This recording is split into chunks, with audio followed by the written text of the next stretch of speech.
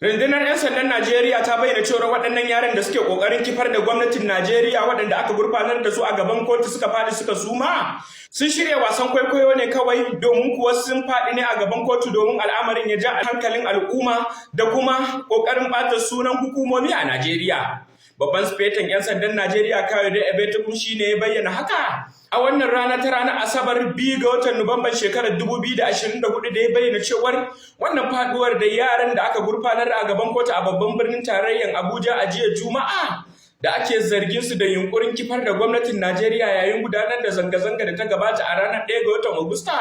sun faɗi ne kawai a gaban kotu da wani salo na ƙoƙarin jan hankalin al'umma kuma wannan ma wasan kwaikwayo ne. Kayode Egbetokun ya kuma ƙara da bayyana cewa rike su da aka yi har tsawon waɗannan kwanaki kafin gurfanar da su a gaban kotu ba su samu rashin abinci ko kuma wata matsala da har za ta sanya su fada a gaban kotu haka ba. Kazalika karancin shekarunsu ba zai hana a gurfanar da su a gaban kotu ba duba da irin laifin da ake tuhumar su da shi na cin amanar ƙasa wato yunkurin kifar da gwamnatin shugaban ƙasa Bola Ahmed Tinubu da ake kira da treason a yaren lauyoyi kenan wanda laifi ne mai girman gaske wanda ko beli ba a ba da shi. Babban sufetan 'yan sanda yana wannan jawabi ne a daidai lokacin da kuma a hannu guda aka yi zargin ya tashi domin zuwa ya ziyarci 'ya'yansa da suke yin karatu a ƙasar Canada. Kamar yadda guda daga cikin 'yan jaridu a jihar Kano wato Jafar ya rubuta daidai lokacin da su waɗannan yara da aka gabatar a kotu aka rike su tsawon kwanaki sama da 90 kenan tun bayan kama su a watan Agustan da ya gabata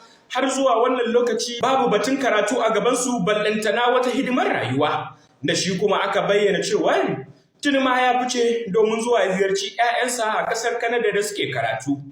Dan za ku iya tunawa dai a jiya Juma'a aka gurfanar da waɗannan yara a gaban kotu wanda aka samu wasu daga cikinsu da aka bayyana akalla sun kai mutum 6 ma wanda suka yanke jiki suka faɗi a gaban waccan kotu. Daga bisani kuma aka ba da belinsu a kan naira miliyan 10 tare da buƙatar su gabatar da waɗanda za su tsaya musu masu matakin aiki wanda ya kai har mataki na 15 da ke birnin tarayyar Abuja. Sunana Fahad Kabir Mai Tata.